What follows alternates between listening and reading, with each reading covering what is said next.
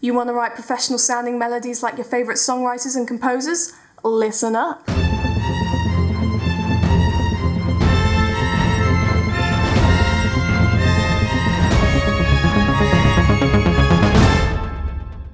Hi guys, you're watching Ranger on Screen, and today I'm going to be showing you 5 tips to write melodies you'll be so bloomin' proud of. You'll want to give them top billing in your portfolios, you'll want to use them at every available opportunity, and you'll want everyone you know to listen to them, even your neighbour's nana.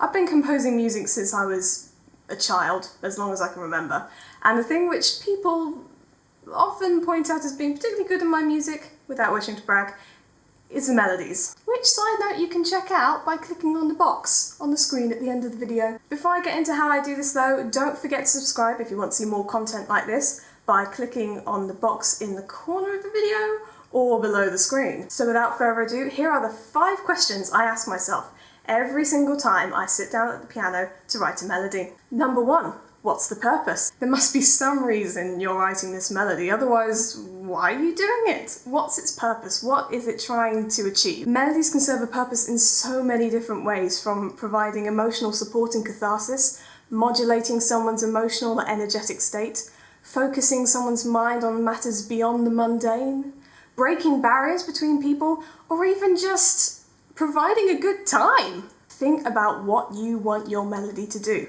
and this absolutely has to be the first thing you think about, maybe even the most important thing you think about. It's got to be effective, and you've got to keep referring back to that throughout the compositional process, otherwise it won't be effective. You need to constantly think about how this is serving its purpose.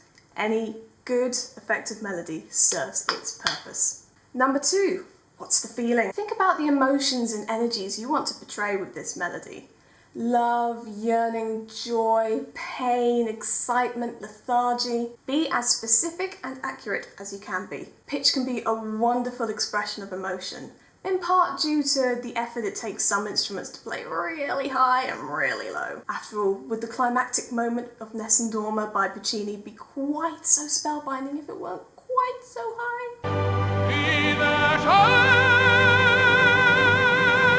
So whilst in Western music at least, pitch tends to deal more with emotion, rhythm tends to deal more with energy. It moves the piece along in a certain rate or in a certain way by using things such as long or short notes, ostinatos, sequences, and irregular or polyrhythms. Use these to your advantage. Number 3, what's the accompaniment? Unless you're a Gregorian monk, chances are your melody is going to be played with some other instruments and voices, which will be supporting it and helping it be more acceptable to our ears. Like a spoonful of sugar helps... You get the idea. Any good accompaniment should be made up of chords, 3 or more notes, that essentially provide the building blocks of the piece. You can have anything from very basic chords to the wackiest chords you've ever heard that make you question everything you thought you ever knew about harmony. The choice is yours! The key thing is that the accompaniment has to fit well with the melody, and vice versa. Now, the beauty of music is that what fits well is entirely up to you, and at the end of the day there are no rules. But there are very good guidelines that should be followed.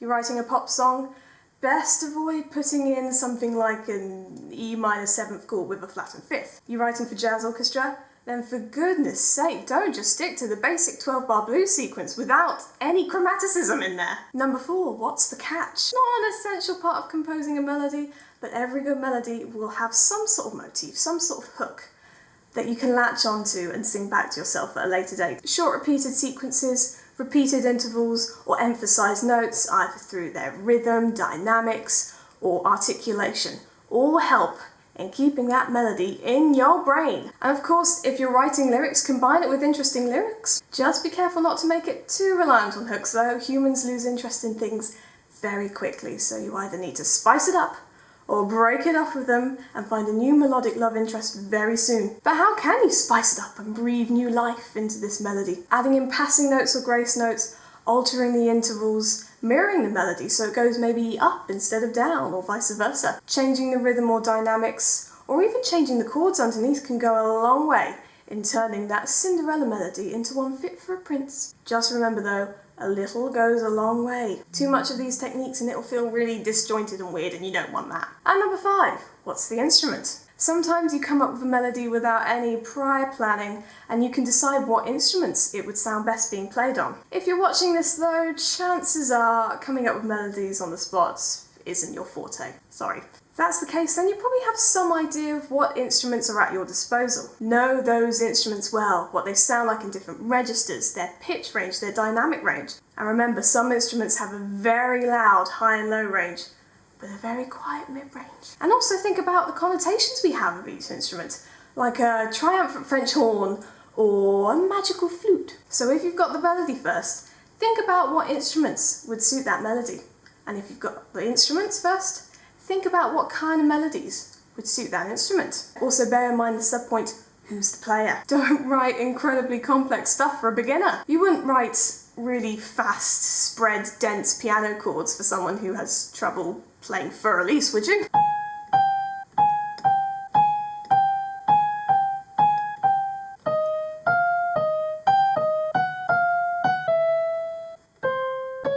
So that's my top 5 for writing a killer tune. At the end of the day, any good melody will serve its purpose well, fit the emotions and energies being expressed, work well with its accompaniment, have a hook that's catchy but not too cliched, and fit the instruments that's being played or sung on really well. Follow these 5 steps and you'll soon be singing back your own melodies in the shower too. You can also follow me on Twitter, Instagram and Facebook by clicking on the links below.